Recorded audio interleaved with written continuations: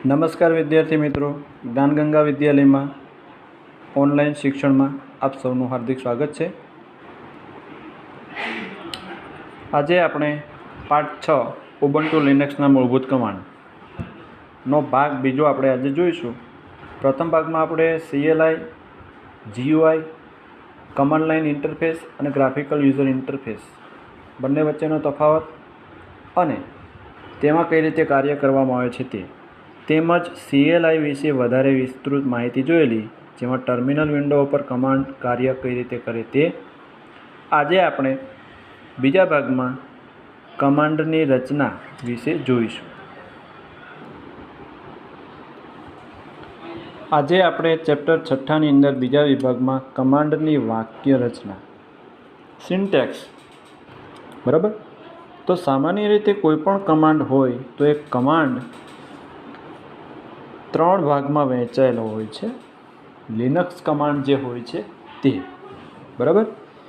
બીજી વસ્તુ કે અહીંયા તમને 3 જે વસ્તુ વિકલ્પ આપેલા છે એમાં પહેલું છે નેમ, બીજું વિકલ્પ, ત્રીજું સંલગ્ન મૂલ્ય, જેમને આપણે આર્ગ્યુમેન્ટ્સ કહીએ છીએ તે।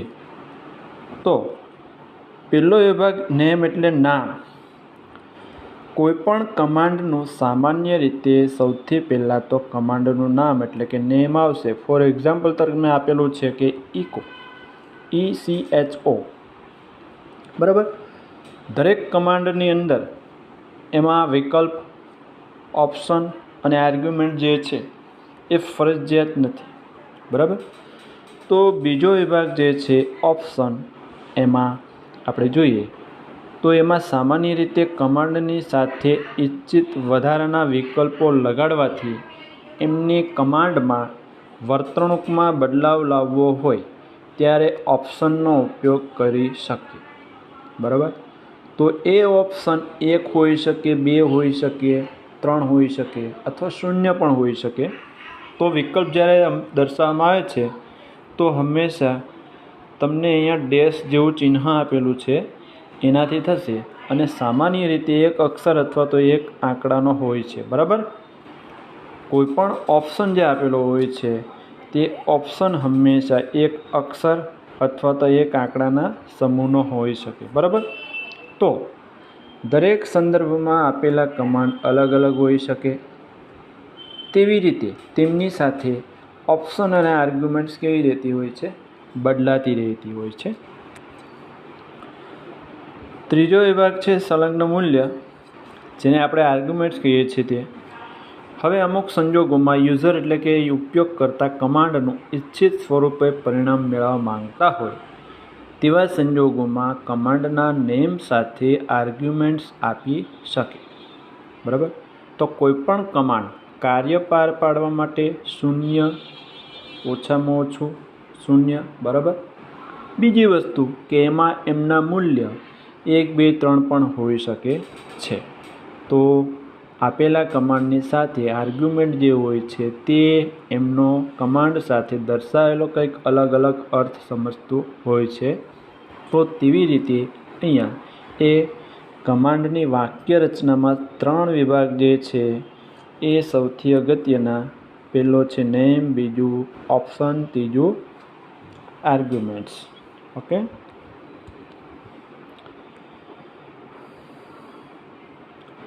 હવે સામાન્ય રીતે કોઈ પણ કમાન્ડ હોય એ કમાન્ડ 2 પ્રકારના હોય છે। એક આપેલું છે ઇન્ટરનલ અને બીજું આપેલું છે એક્સટર્નલ, બરાબર।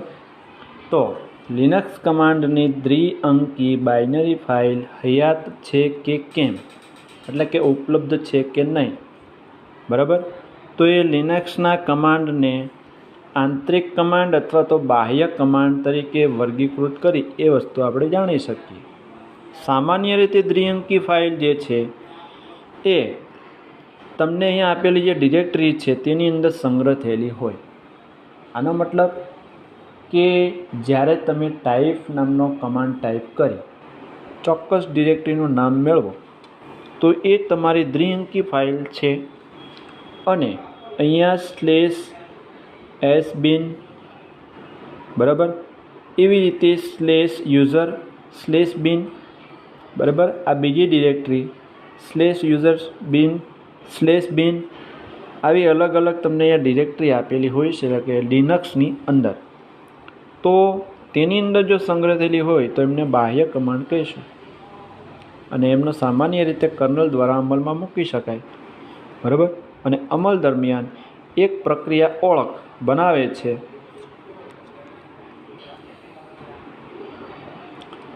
ઓકે, તો તે બાહ્ય કમાન્ડ છે. હવે આપણે બીજી બાજુ આપેલી છે કે એવા કમાન્ડ કે જે સીધા શેલના દ્વારા અમલમાં મૂકી શકાય તેમને આંતરિક કમાન્ડ તરીકે ઓળખવામાં આવશે. હવે આંતરિક કમાન્ડ નવી પ્રક્રિયા ઊભી કરતા નથી.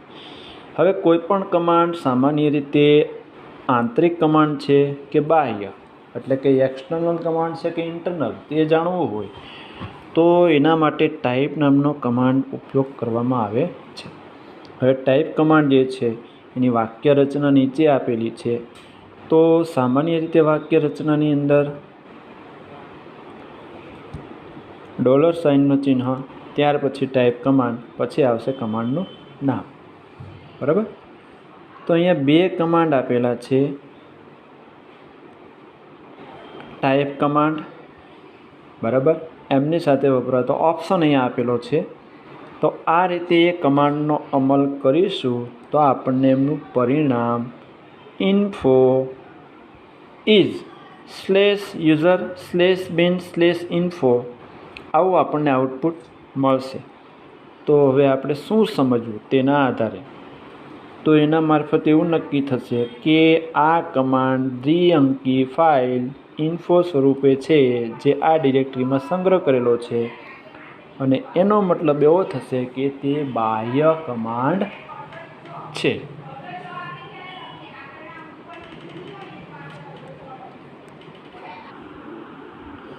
હવે આપણે સામાન્ય હેતુ માટે વપરાતા જે કંઈ કમાન્ડો છે તે કમાન્ડ અને એના વિશેની રચના અને એની ઉપયોગિતા વિશે જોઈએ. કારણ કે હવે પછીનું જે ચેપ્ટર છે એ આખું કમાન્ડ, કયો કમાન્ડ, કયા કમાન્ડનું કાર્ય શું, ઉપયોગમાં લેવું હોય તો ટર્મિનલ વિન્ડો ઉપર આપણે કઈ રીતે ટાઈપ કરી શકીએ, બરાબર. તો કમાન્ડમાં આપણે આગળ 3 વસ્તુ જોઈએ કે કમાન્ડનું નામ છે, કમાન્ડના ઓપ્શન છે, કમાન્ડના આર્ગ્યુમેન્ટ છે, એ કઈ રીતે વપરાય છે તેના વધારે વિશે માહિતી જોઈએ. તો એ CLI બેઝ ઉપર વાપરવામાં આવશે. હવે આપણે અહીંયા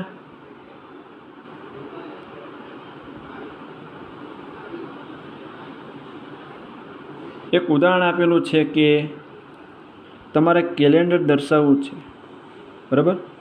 તો કમાન્ડ પ્રોમ્પ્ટની અંદર CA ટાઈપ કરી ટેબ કી દબાવો એટલે CA કમાન્ડ ઉપરથી જેટલા બી કમાન્ડની યાદી હશે તે બધા જ કમાન્ડની યાદી જોવા મળશે. હવે મારે એમાંથીને CAL કેલેન્ડર કમાન્ડનો ઉપયોગ જોવો છે તો એના માટે હું શું કરીશ તો સામાન્ય રીતે CAL લખીશ, બરાબર, અને એન્ટર કી આપીશ.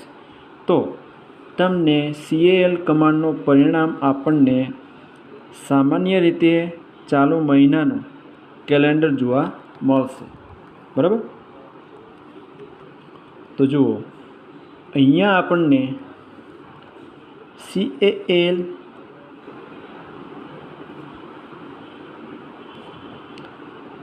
કમાન્ડ ટાઈપ કરેલો છે.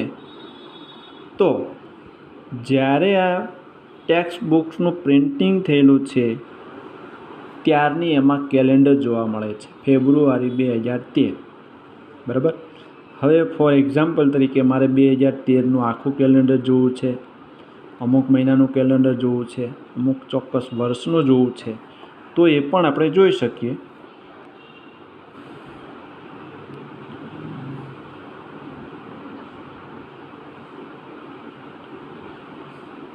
જુઓ અહીંયા આપેલો કમાન્ડ કેલેન્ડર 01/2013, બરાબર.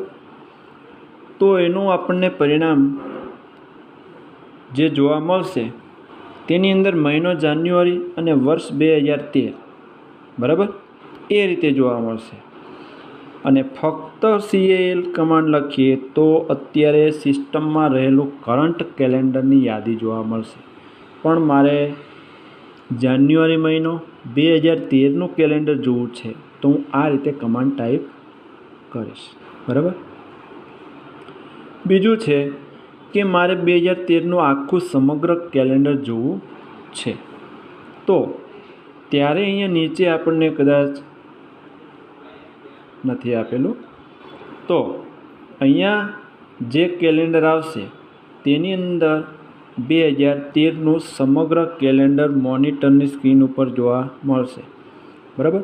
તો મોનિટરની સ્ક્રીન હોય તો સામાન્ય રીતે માની લો કે આ રીતે આપણને ચોક્કસ અલગ અલગ 6 મહિનાનું કેલેન્ડર જોવા મળે છે, તો બાકીના 6 મહિનાનું એકસાથે જોવા મળશે નહીં. એટલે કે 3 મહિના પછી 3 મહિના એવી રીતે અલગ અલગ પાર્ટમાં જોવા મળશે. તો એની અંદર આપણને 6 મહિનાનું દેખાઈએ તો બાકીના 6 મહિનાનું ક્યાં? તો હકીકતમાં કેલેન્ડર કમાન્ડ જ્યારે આ રીતે તમે ટાઈપ કરેલો છે ત્યારે તે સંજોગોમાં આગળનું કેલેન્ડર ફટાફટ કેવું થઈ જશે? સ્ક્રોલ થઈ જાય છે. તો એવા સંજોગોમાં મારે શું કરવું પડે? પાઇપ ઓપરેટરનો ઉપયોગ કરવો પડે. ઊભી લીટી જે આપેલી છે તે, બરાબર, વર્ટિકલ લાઇન. તો એ કમાન્ડનો ઉપયોગ કરી એમની સાથે એક આર્ગ્યુમેન્ટ મૂકી શકું, મોર નામનો કમાન્ડ ઉપયોગમાં લઈશ. બરાબર. તો કેલેન્ડર 2013 જગ્યા છોડીને વર્ટિકલ લાઇન, બરાબર, પાઇપનું ચિહ્ન, એટલે કે 2 કમાન્ડને એ શું કરશે? જોડી આપશે. બરાબર. 2 કમાન્ડને જોડી આપવા માટે પાઇપિંગ નામના ઓપરેટરનો ઉપયોગ કરવામાં આવશે. તો 2 કમાન્ડને અહીંયા ભેગા કરેલા છે. બરાબર. મોર પણ એક પ્રકારનો કમાન્ડ જ છે, કેલેન્ડર એક કમાન્ડ છે. તો અહીંયા 2013નું કેલેન્ડર 6 મહિના દેખાશે. પછી એન્ટર આપીશું ફરીવાર તો બાકીના 6 મહિનાનું કેલેન્ડર જોવા મળશે.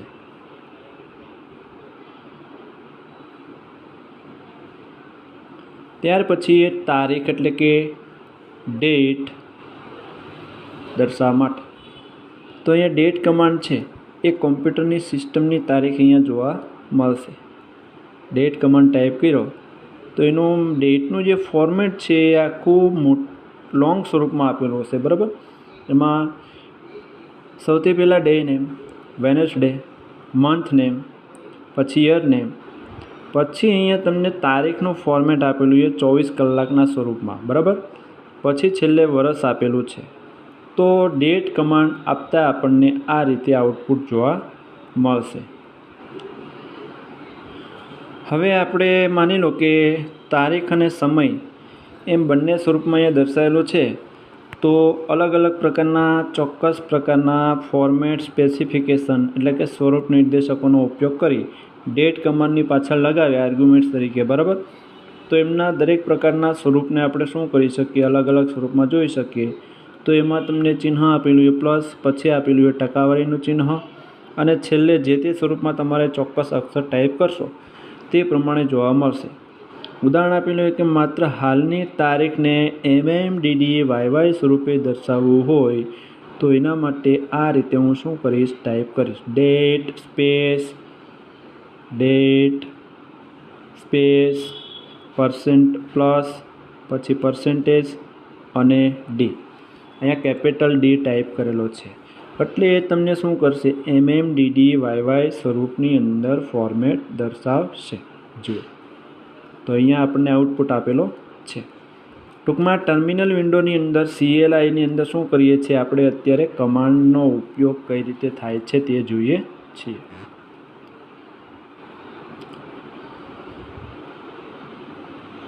ત્યાર પછી આવે છે કમાન્ડ લાઇન કેલ્ક્યુલેટર એટલે કે BC.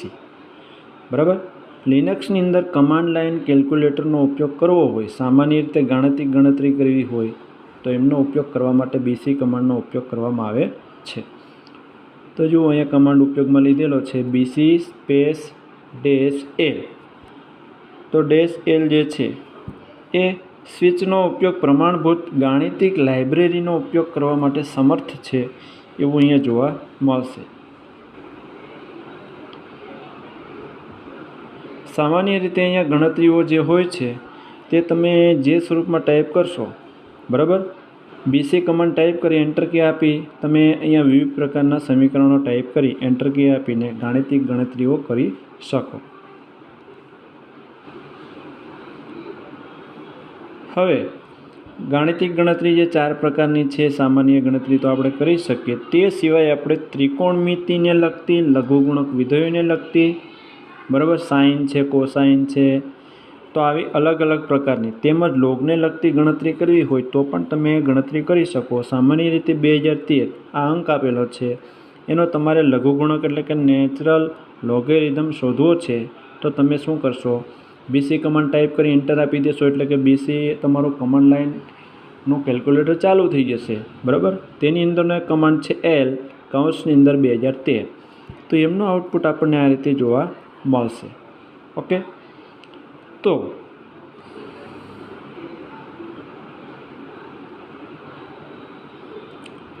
બીજી વસ્તુ અહીંયા આપણને એવી દર્શાવેલી છે કે I બેઝ અને O બેઝ, બરાબર। I મીન્સ ઇનપુટ બેઝ અને O base means output base, એટલે કે ઇનપુટ કરેલી સંખ્યા પદ્ધતિ કઈ છે તે અને આઉટપુટ એનો કયા સ્વરૂપમાં તમારે જોઈએ છે તે, બરાબર।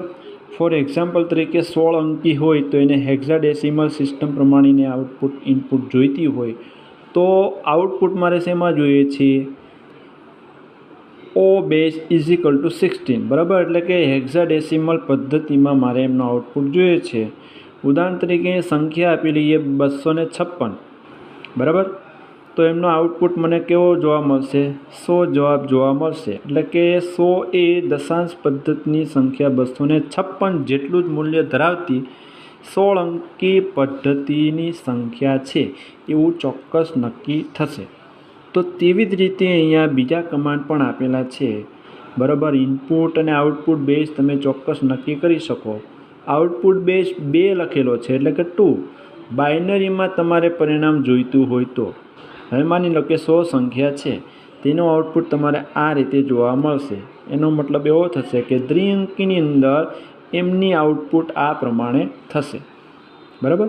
તો ગણતરી કરવા માટે ચોક્કસ કમાન્ડનો ઉપયોગ અહીંયા કરી શકાય, બરાબર। તેવી રીતે કોઈ ચોક્કસ સંખ્યાનું તમારે વર્ગમૂળ જોઈતું હોય તો SQRT, બરાબર, SQRT 256નું તમારે વર્ગમૂળ જોઈએ છે તો અહીંયા એમનું વર્ગમૂળ આવશે 16। ઓકે, તો તમારે કમાન્ડ પ્રોમ્પ્ટ મોડ ઉપર પરત પાછું આવવું હોય તો Ctrl+D કીનો ઉપયોગ કરીને આઉટપુટ જોઈ શકો। રેડી?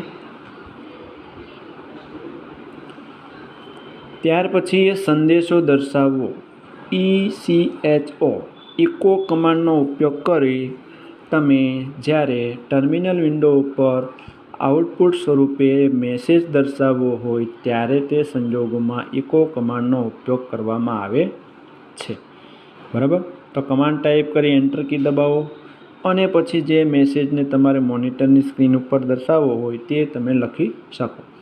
અહીંયા શરૂઆતમાં જો એક ઉદાહરણ આપેલું છે, અહીંયા તમે કમાન્ડ ટાઈપ કરેલું છે, જગ્યા છોડીને હાય આઈ એમ અ લર્નિંગ ઉબુન્ટુ લિનક્સ, રેડી?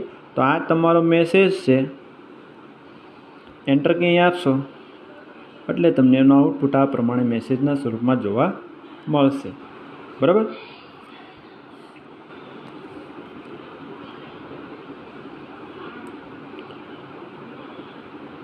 હવે અહીંયા ચોક્કસ વેરિયેબલની કિંમત ધારેલી છે, કોસ્ટ ઇઝ ઇક્વલ ટુ 10, એટલે કે એન્ટર કી દબાવશો એટલે તરત જ સ્ક્રીન પર પાછો કમાન્ડ પ્રોમ્પ્ટ ઉપર આવી જશે અને હવે તમે અહીંયા શું કરો છો?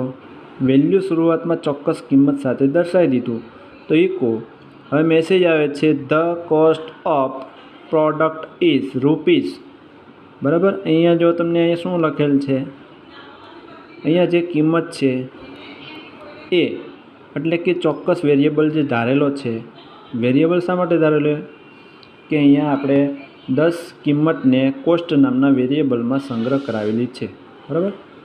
The cost of product is rupees, જો અહીંયા એમના આઉટપુટમાં શું કરેલું છે?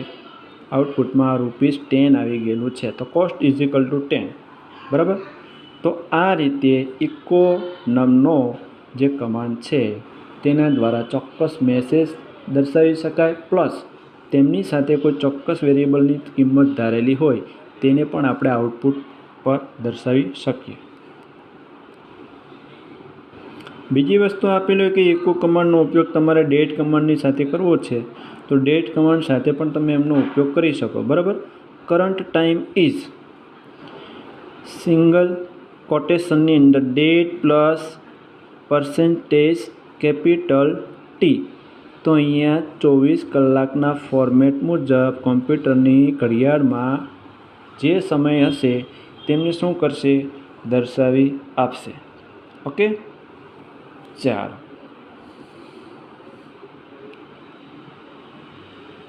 ત્યાર પછીનું આવે છે પાસવર્ડ બદલવો હોય તો એના માટેનો PASSWD. કારણ કે અમુક સંજોગોમાં યુઝરને પાસવર્ડ ચેન્જ કરવાની જરૂર પડે ત્યારે આ કમાન્ડનો ઉપયોગ કરી જે કરંટ પાસવર્ડ હોય તે તમારે સૌથી પહેલાં ટાઈપ કરવો પડે. પણ પાસવર્ડ મારે બદલવો હોય તો સૌથી પહેલાં હું શું કરી PASSWD પાસવર્ડ કમાન્ડ ટાઈપ કરી એન્ટર કી આપીશ. તો અહીંયા તમને કરંટ પાસવર્ડ હશે તે માંગશે, બરાબર. માની લો કે પાસવર્ડ તમારો એમનો 1 2 3 કે XYZ પાસવર્ડ છે, બરાબર. તો એ પાસવર્ડ તમે ટાઈપ કરશો, એન્ટર આપશો, ફરીવાર તમને શું કહેશે, બીજી વખત એટલે કે રીટાઈપ કરો પાસવર્ડ. રીટાઈપ કર્યા બાદ તમે નવો પાસવર્ડ ટાઈપ કરશો, બરાબર. તો અહીંયા નવો પાસવર્ડ ન્યૂ પાસવર્ડ એક વખત અને અહીંયા બીજી વખત 2 વખત વ્યવસ્થિત ટાઈપ થઈ જાય પછી મેસેજ આવશે પાસવર્ડ અપડેટ સક્સેસફુલી. આનો મતલબ કે તમારો પાસવર્ડ લોગિનમાં જે હતો તે બદલાઈ ગયો છે. ઓકે.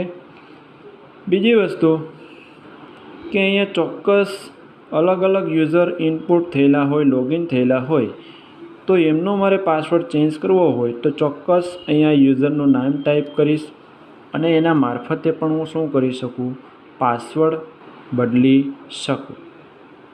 ત્યાર પછીનો કમાન્ડ છે સ્ક્રીન સાફ કરવો. સ્ક્રીન સાફ કરવો એટલે ક્લિયર નામનો કમાન્ડ છે. એમનો ઉપયોગ એવો છે કે કમાન્ડ પ્રોમ્પ્ટ ઉપર ટર્મિનલ વિન્ડોમાં જ્યારે કાર્ય કરતા હો ત્યારે તમે અનેક કમાન્ડ ટાઈપ કરેલા હોય. બીજી વસ્તુ કે જેટલા કમાન્ડ આપેલા હોય તે દરેકનો આઉટપુટ તમને મળશે. તો બધા આઉટપુટ આગળ એમ જ તે ટાઈપ થયેલા હશે, સ્ક્રીન ઉપર જોવા મળશે. તો તે સમયે જેવી રીતે બોર્ડ ઉપર લખેલું લખાણ આપણે ભૂંસીને બીજું નવું લખાણ લખી શકીએ, બરાબર. તો અહીંયા એના માટે ચોક્કસ કમાન્ડ છે ક્લિયર. એ કમાન્ડનો ઉપયોગ કરી તમે શું કરી શકો, જે કંઈ લખાણ હશે એને ભૂંસી શકો, બરાબર. એટલે કે ઇરેઝ થઈ જશે બધી જ વસ્તુ.